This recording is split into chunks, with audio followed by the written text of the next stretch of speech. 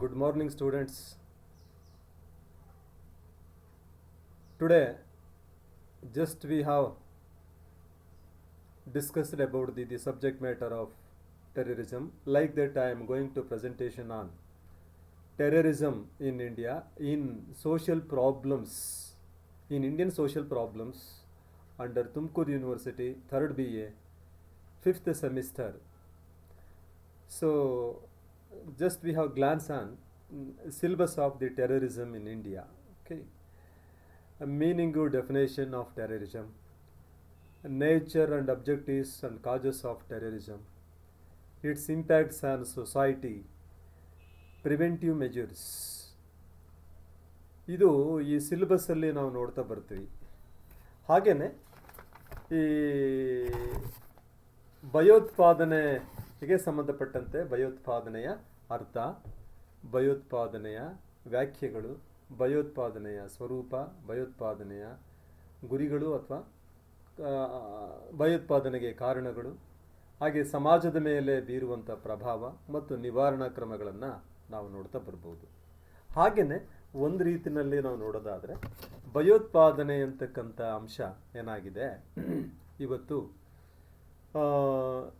Session 51ರಲ್ಲಿ ನಾವು ಭಯೋತ್ಪಾದನೆ ಇದನ್ನು ನಾವು ನೋಡ್ತಾ ಅಂತಂತ ಹೇಳಿದರೆ ಏನಿದೆ ಅನ್ನುವಂಥ ಅಂಶವನ್ನು ನಾವು ನೋಡೋಣ.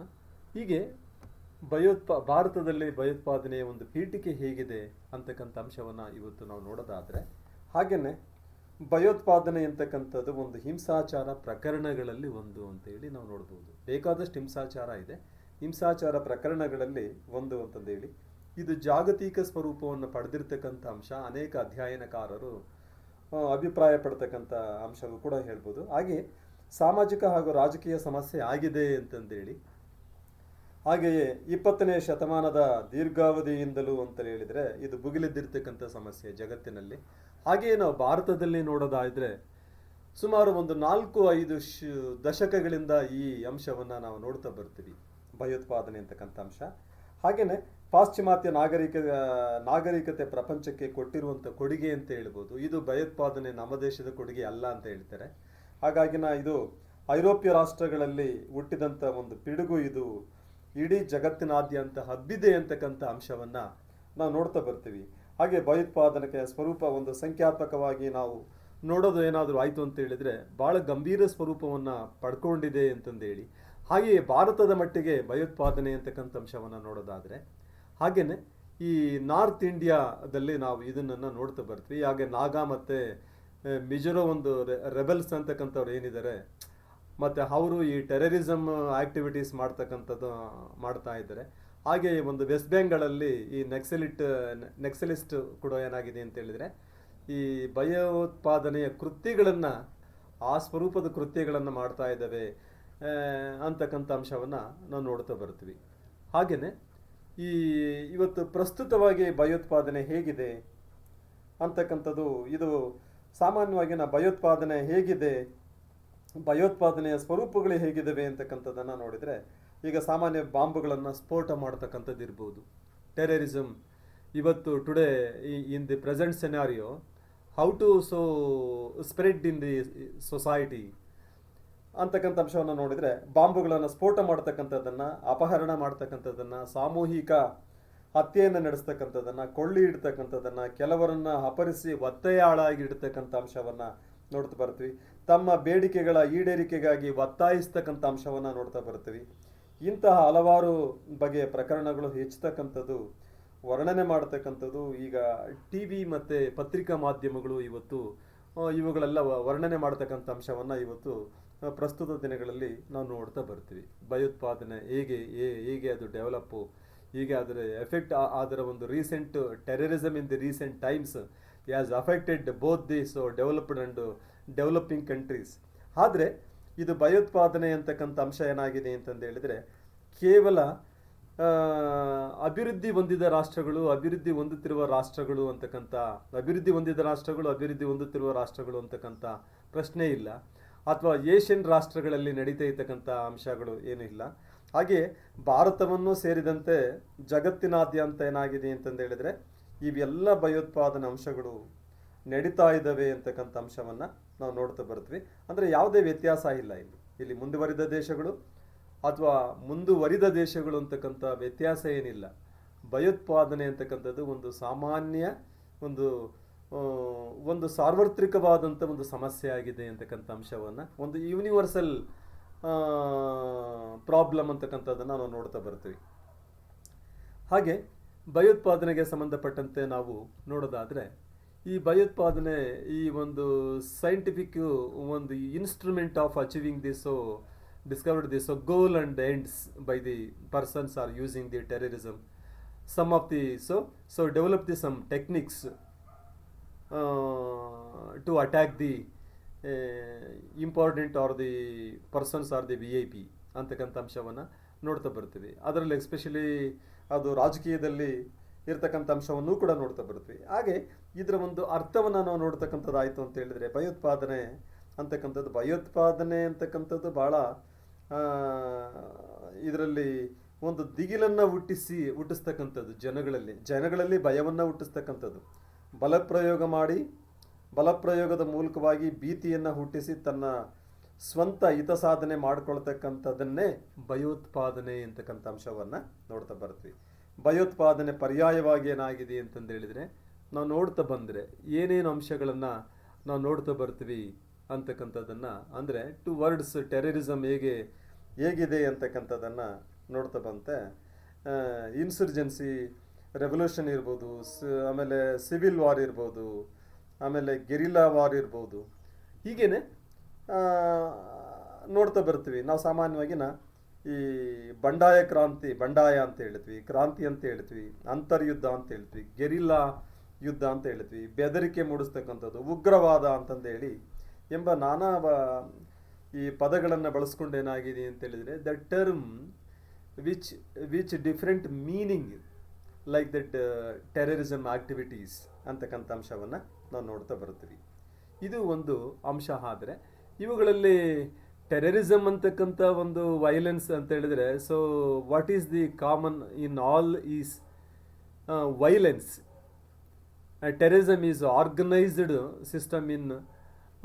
ಸಿಸ್ಟಮ್ ಆಫ್ ಇಂಟಿಮಿಡೇಷನ್ ಅಂತಕ್ಕಂಥದ್ದು ಹೇಳಿ ನಾವು ಕರಿತೀವಿ. ಸಾಮಾನ್ಯವಾಗಿ ನಾವು ಟೆರರಿಸಮ್ ಅಂತಕ್ಕಂಥದ್ದು ಒಬ್ಬ ವ್ಯಕ್ತಿ ಮಾಡ್ತಕ್ಕಂಥದ್ದಲ್ಲ, ಒಂದು ಸಂಘಟನೆಯ ಗುಂಪು ಸಮಾಜದಲ್ಲಿ ವ್ಯತಿರಿಕ್ತವಾದ ಪರಿಣಾಮವನ್ನುಂಟು ಮಾಡ್ತಕ್ಕಂಥ ಚಟುವಟಿಕೆ ಮಾಡ್ತಕ್ಕಂಥದ್ದು, ಜನರಲ್ಲಿ ಭಯವನ್ನು ಹುಟ್ಟಿಸಿ, ಭೀತಿಯನ್ನು ಹುಟ್ಟಿಸಿ, ಅವರು ಹಿತಸಾಧನೆ ಏನಿದೆ ಅವ್ರ ಗುರಿ ಸಾಧನೆ ಮಾಡ್ಕೊಳ್ತಕ್ಕಂಥದ್ದೇ ಒಂದು ಟೆರರಿಸಮ್ ಅಂತಕ್ಕಂಥ ಅಂಶವನ್ನು ನೋಡ್ತಾ ಬರ್ತೀವಿ. ಹಾಗೆಯೇ ರಾಷ್ಟ್ರೀಯ ಅಂತಾರಾಷ್ಟ್ರೀಯ ಮಟ್ಟದಲ್ಲಿ ಸಾಮಾನ್ಯವಾಗಿ ಇದ್ರ ಬಗ್ಗೆ ವಾದ ವಿವಾದಗಳು ನಡೆದಿರ್ತಕ್ಕಂಥ ಅಂಶವನ್ನು ನೋಡ್ತಾ ಬರ್ತೀವಿ. ಹಾಗೆ ಭಾರತದಲ್ಲೂ ಕೂಡ ವಾದ ವಿವಾದಗಳು ನಡೀತಕ್ಕಂಥ ಅಂಶವನ್ನು ಟೆರರಿಸಮ್ ಬಗ್ಗೆನೇ ನೋಡ್ತಾ ಬರ್ತೀವಿ.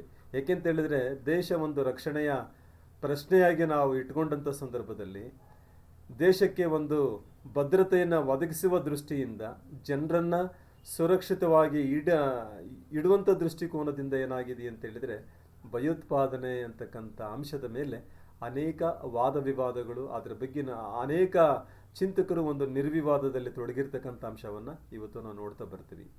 ಸಾಮಾನ್ಯವಾಗಿ ಅಂದರೆ ಟೆರರಿಸಮ್ ಏನು ಹೇಳುತ್ತೆ ಅಂತ ಹೇಳಿದ್ರೆ, ಒಂದು ಸಂಘಟನೆಯ ಮೂಲಕವಾಗಿನ ಸಮಾಜದಲ್ಲಿ ಸಾರ್ವಜನಿಕ ಸ್ಥಳಗಳಲ್ಲಿರ್ಬೋದು, ಮಾರ್ಕೆಟಲ್ಲಿರ್ಬೋದು, ರೈಲ್ವೆ ಸ್ಟೇಷನ್ ಇರ್ಬೋದು, ರೈಲ್ವೆಗಳ ಮೇಲೆ ಇರ್ಬೋದು, ವಿಮಾನವನ್ನು ಅಪಹರಣ ಮಾಡ್ತಕ್ಕಂಥ ಸಂದರ್ಭಗಳಿರ್ಬೋದು, ಆಮೇಲೆ ರಾಜಕೀಯ ವ್ಯಕ್ತಿಗಳನ್ನು ಅಪಹರಿಸ್ತಕ್ಕಂಥದ್ದು ಇರ್ಬೋದು, ಅಧಿಕಾರಿಗಳನ್ನು ಅಪಹರಿಸ್ತಕ್ಕಂಥದ್ದು ಇರ್ಬೋದು, ಆಮೇಲೆ ಮುಖ್ಯವಾದಂಥ ವ್ಯಕ್ತಿಗಳನ್ನು ಅಪಹರಿಸಿ ಏನಾಗಿದೆ ಅಂತಂದು ಹೇಳಿದ್ರೆ ಕೂಡಾಗ್ತಕ್ಕಂಥದ್ದು ಇರ್ಬೋದು. ಇವೆಲ್ಲ ಈಗ ಈ ಥರದಲ್ಲಿ ನಾವು ನೋಡ್ತಾ ಬರ್ತೀವಿ. ಈಗ ಈ ಥರದಲ್ಲಿ ಪೈಶಾಚಿಕ ಕೃತ್ಯಗಳನ್ನು ಹೆಚ್ಚು ಅವರು ಮಾಡ್ತಕ್ಕಂಥ ಅಂಶವನ್ನು, ಇದ್ರ ಮೇಲೆ ಪ್ರಶ್ನೆ ಮಾತ್ರ ಅಲ್ಲ, ಈಗ ನಮ್ಮೆದುರಿಗೆ ನಿಗೂಢವಾಗಿ ಇದು ಏನಾಗಿದೆ ಅಂತ ಹೇಳಿದ್ರೆ ಇವತ್ತು ಉಳಿತಕ್ಕಂಥ ಅಂಶಗಳು ಕೂಡ ಏನಾಗಿದೆ ಅಂತ ಹೇಳಿದ್ರೆ ನಾವು ನೋಡ್ತಾ ಬರ್ತೀವಿ. ಭಯೋತ್ಪಾದನೆ ಹೇಗೆ ಇದು ಆಗಿದೆ, ಹೇಗೆ ನಡೀತಾ ಇದೆ ಅಂತಕ್ಕಂಥ ಅಂಶವನ್ನು ನೋಡ್ತಾ ಬರ್ತೀವಿ. ಹಾಗೆಯೇ ಭಯೋತ್ಪಾದನೆಯ ಬಗ್ಗೆ ಅನೇಕ ಪ್ರಕಾರದಲ್ಲಿ ಏನಾಗಿದೆ ಅಂತ ಹೇಳಿದರೆ, ಈ ಡಿಫೈನ್ ಮಾಡ್ತಕ್ಕಂಥದ್ದು ಅಥವಾ ಡೆಫಿನೇಷನ್ ಕೊಡ್ತಕ್ಕಂಥ ಅಂಶವನ್ನು ನೋಡ್ತಾ ಬಂದರೆ, according to encyclopedia of social science, what says about terrorism activity or terrorism?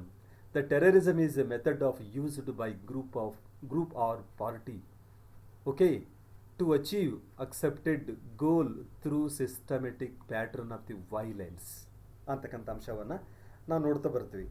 ಅಂದರೆ ಸಮಾಜ ವಿಜ್ಞಾನಗಳ ವಿಶ್ವಕೋಶದಲ್ಲಿ ಏನು ಹೇಳುತ್ತೆ ಅಂತ ಹೇಳಿದರೆ, ಭಯೋತ್ಪಾದನೆಯ ಬಗ್ಗೆ ನೀಡಿರುವ ಮಾಹಿತಿ ಏನು ಹೇಳುತ್ತೆ ಅಂತ ಹೇಳಿದರೆ, ಫಾರ್ ವಿಚ್ ಮೀನ್ಸ್ ಭಯೋತ್ಪಾದಕತೆ ಎಂಬುದು ಸಂಘಟಿತ ಸಮೂಹ ಅಥವಾ ಪಕ್ಷವೊಂದು ತನ್ನದೇ ಆದ ಘೋಷಿತ ಉದ್ದೇಶಗಳ ಪೂರೈಕೆಗಾಗಿ, ಅವರು ಘೋಷಣೆ ಮಾಡಿಕೊಂಡಿರ್ತಾರೆ, ಘೋಷಣೆ ಮಾಡಿದ ಉದ್ದೇಶಗಳ ಒಂದು ಪೂರೈಕೆಗಾಗಿ ಹಿಂಸಾಚಾರವನ್ನು ಬಹಳ ಕ್ರಮಬದ್ಧವಾಗಿ ಬಳಸುವಂತಹ ಒಂದು ವಿಧಾನವಾಗಿದೆ ಅಂತ ಹೇಳ್ತಾರೆ. ಇಟ್ಸ್ ಎ ಮೆಥಡ್ ಅಂತ ಹೇಳಿ ಕರೀತಾರೆ. ದ ಮೆಥಡ್ ಯೂಸ್ಡ್ ಬೈ, ಹೇಗೆ ಅವರು ಮೆಥಡನ್ನು ಬಳಕೆ ಮಾಡಿದರು ಅಂತಂದೇಳಿ. ಅಂದರೆ ಭಯೋತ್ಪಾದಕತೆ ಅಂತಕ್ಕಂಥದ್ದು ಒಂದು ಸಂಘಟಿತ ಸಮೂಹ, ಆರ್ಗನೈಸ್ಡ್ ಗ್ರೂಪ್. ಇದು ಒಂದು ರೀತಿಯಲ್ಲಿ ಅಂದರೆ ಪಕ್ಷವೊಂದು ಅಂದರೆ ತನ್ನದೇ ಆದ ಘೋಷಿತ ಉದ್ದೇಶ.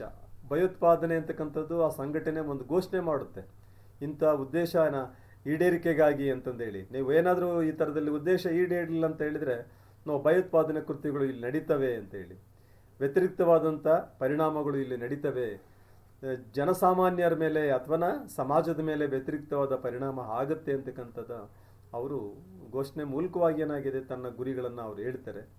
ಆ ಮೂಲಕವಾಗಿಯೇ ಏನಾಗಿದೆ ಅವರ ಉದ್ದೇಶಗಳ ಪೂರೈಕೆಗಾಗಿ ಏನು ಮಾಡ್ತಾರೆ ಅಂತ ಹೇಳಿದರೆ, ಒಂದು ಸಂಘಟಿತ ಗುಂಪಿನ ಮೂಲಕವಾಗಿನ ಹಿಂಸಾಚಾರ ಭಾಳ ಕ್ರಮಬದ್ಧವಾಗಿ ಮಾಡ್ತಕ್ಕಂಥ ಒಂದು ವಿಧಾನವನ್ನೇ ಇಲ್ಲಿ ಭಯೋತ್ಪಾದನೆ ಅಂತಕ್ಕಂಥ ಅಂಶವನ್ನು according to encyclopedia of social science, which means ಇದೆಲ್ಲವನ್ನು ಅವರು ಹೇಳ್ತಾ ಬರ್ತಾರೆ ಅಂತಕ್ಕಂಥ ಅಂಶವನ್ನು ನೋಡ್ಬೋದು. ಹಾಗೆಯೇ ಕೆಲವು ಇನ್ನೂ according to Oxford advanced learners ಡಿಕ್ಷ್ನರಿನಲ್ಲೂ ಕೂಡ ಟೆರರಿಸಮ್ ಮೀನ್ಸ್ ಏನು ಹೇಳುತ್ತೆ ಅಂತ ಹೇಳಿದರೆ, the use of violent action in order to achieve political aims or to face a government act ಅಂತಕ್ಕಂಥ ಅಂಶವನ್ನು ಇಲ್ಲಿ ಸಾಮಾನ್ಯವಾಗಿ ಈ ಪೊಲಿಟಿಕಲ್ ಏಮ್ಸ್ ಅಂತಕ್ಕಂಥದ್ದು ಏನಿದೆ ಅಂತ ಹೇಳಿದರೆ, ರಾಜಕೀಯ ಗುರಿಗಳು, ಅದರ ಮೇಲೆ ಫೋರ್ಸ್ಗೆ ಸರ್ಕಾರದ ಮೇಲೆ ಒಂದು ಫೋರ್ಸನ್ನು ಮಾಡ್ತಕ್ಕಂಥದ್ದನ್ನು, ಒತ್ತಡವನ್ನು ಹಾಕ್ತಕ್ಕಂಥ ಅಂಶವನ್ನು ಏನಾಗಿದೆ ಅಂತ ಹೇಳಿದರೆ, ಅದರ ಒಂದು ವೈಲೆನ್ಸ್ ಆ್ಯಕ್ಷನ್ ಆ ಥರದಲ್ಲಿ ಮಾಡುತ್ತೆ ಅಂತಕ್ಕಂಥ ಅಂಶವನ್ನು ನಾವು ಅಲ್ಲಿ ನೋಡ್ತಾ ಬರ್ತೀವಿ. ಹಾಗೆಯೇ ಇನ್ನೂ ನಾವು ಅದರಲ್ಲಿ ನೋಡೋದಾಯಿತು ಅಂತಂದು ಹೇಳಿದರೆ, ರಾಮಹುಜಾ ಏನು ಹೇಳ್ತಾರೆ ಇದ್ರ ಬಗ್ಗೆ ಅಂತಂದು ಹೇಳಿದರೆ, ವೆರಿ ಸಿಂಪಲ್ ಅವರು ಡಿಫೈನ್ ಮಾಡ್ತಾರೆ. ಈಗ ಟೆರರಿಸಮ್ ಅಂತಕ್ಕಂಥದ್ದು ಹೇಗೆ ಡಿಫೈನ್ ಮಾಡ್ತಾರೆ ಅಂತಂದು ಹೇಳಿದರೆ, ವೈಲೆಂಟ್ ಬಿಹೇವಿಯರ್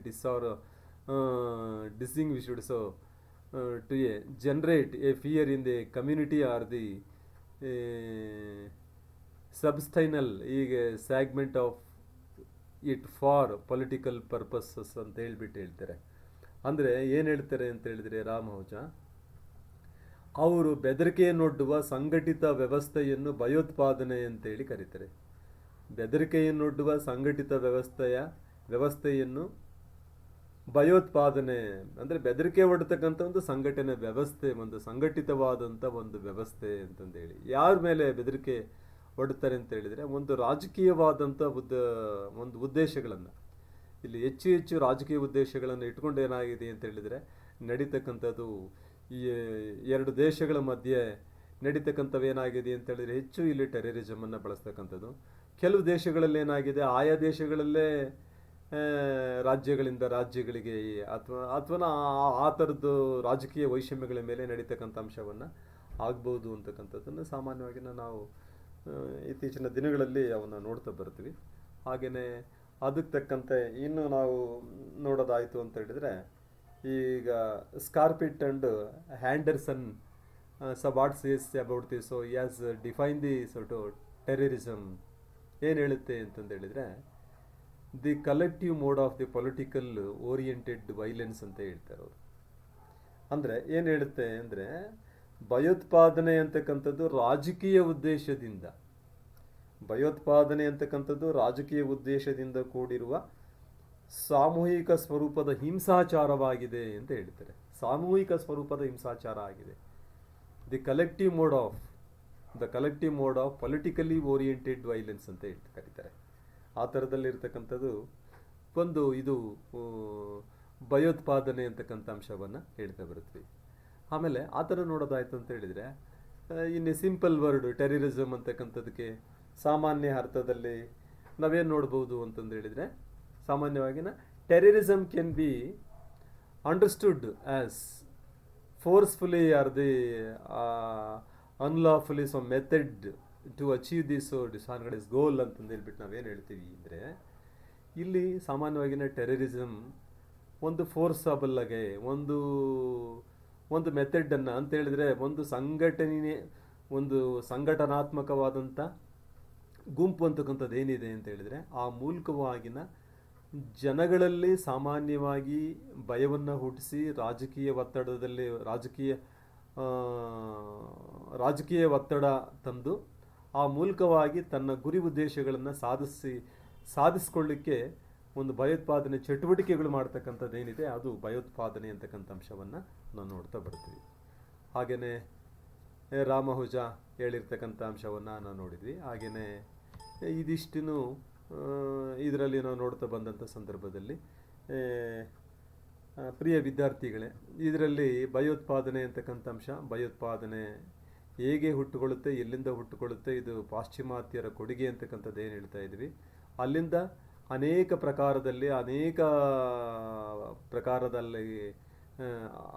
ಪ್ರಕಾರದ ಸಂಘಟನೆಗಳೇನಾಗಿದ್ದಾವೆ ಅಂತ ಹೇಳಿದರೆ, ಅಂತಾರಾಷ್ಟ್ರೀಯ ಮಟ್ಟಗಳಲ್ಲಿ ಭಯೋತ್ಪಾದನಾ ಗುಂಪುಗಳು ಹುಟ್ಕೊಂಡೇನಾಗಿದೆ ಅಂತಂದು ಹೇಳಿದರೆ, ಜನಸಾಮಾನ್ಯರಲ್ಲಿ ಭಯವನ್ನು ಹುಟ್ಟಿಸ್ತಕ್ಕಂಥದ್ದು, ಭಯವನ್ನು ಹುಟ್ಟಿಸಿ ತನ್ನ ಬೇಡಿಕೆಗಳನ್ನು ಈಡೇರಿಸುವ ಸಲುವಾಗಿ ಕಟ್ಟಿಕೊಂಡಂಥ ರಚನಾತ್ಮಕವಾದಂಥ ಒಂದು ಸಂಘಟನೆ ಅಂತಕ್ಕಂಥ ಅಂಶವನ್ನು ನಾವು ನೋಡ್ತಾ ಬರ್ತೀವಿ.